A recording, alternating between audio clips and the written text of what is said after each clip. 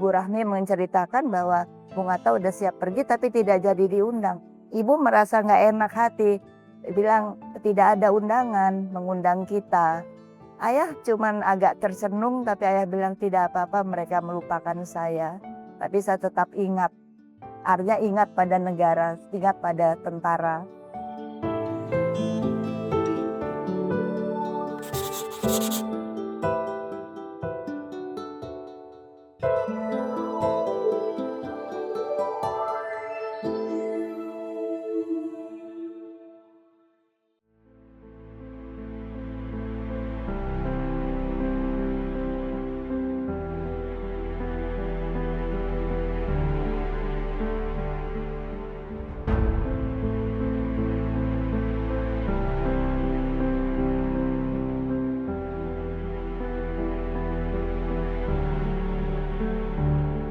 Jadi memang pada satu saat ada 5 Oktober.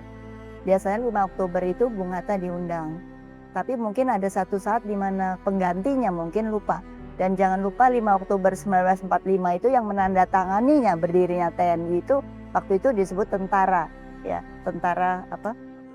Bukan, belum TPR ya, tentara rakyat. Tentara rakyat. Itu Bung Hatta yang menandatangani, baru kemudian berubah menjadi TNI, ya, Tentara Keamanan Rakyat TKR ya. Tentara Keamanan Rakyat itu yang menandatangani Bung Hatta. Nah, pada saat itu kemudian kan 6 Januari 46 mereka pindah ibu kota.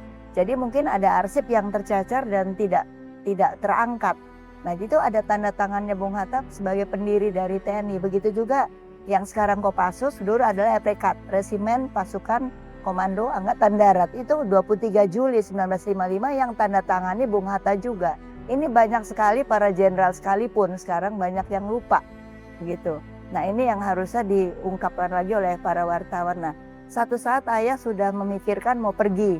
Tapi sampai hari hanya undangan yang diharapkan 5 Oktober tidak datang.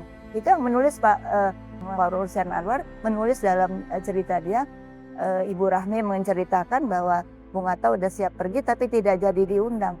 Ibu merasa nggak enak hati, bilang tidak ada undangan mengundang kita.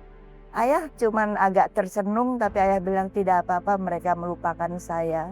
Tapi saya tetap ingat, artinya ingat pada negara, ingat pada tentara, ingat kepada bahwa beliau pernah menandatangani.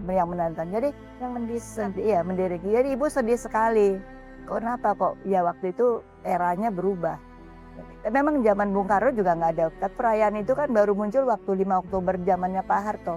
Tapi mungkin ada saat pergantian di kabinet sehingga lupa untuk mengundang. Nah, jadi kasihan, itu ayah udah tua, udah nggak lama kemudian terus ayah meninggal. Ya artinya sekian tahun kemudian. Cuman peristiwa itu oleh Pak Rusyan Anwar menjadi kesedihan betul pada beliau. Makanya beliau menulis.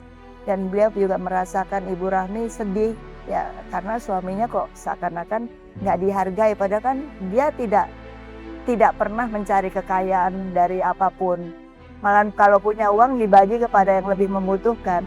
Jadi otaknya itu bersih dengan segala keinginan untuk memperkaya, bahkan apa nanti istrinya bagaimana kekayaannya itu urusan Tuhan, karena beliau percaya Allah akan menjaga keluarga saya, kira-kira begitulah. Itu makanya konteks itu keluar, nggak apa-apa kalau saya tidak diingat. Tapi saya ingat mereka, rakyatku saya ingat gitu.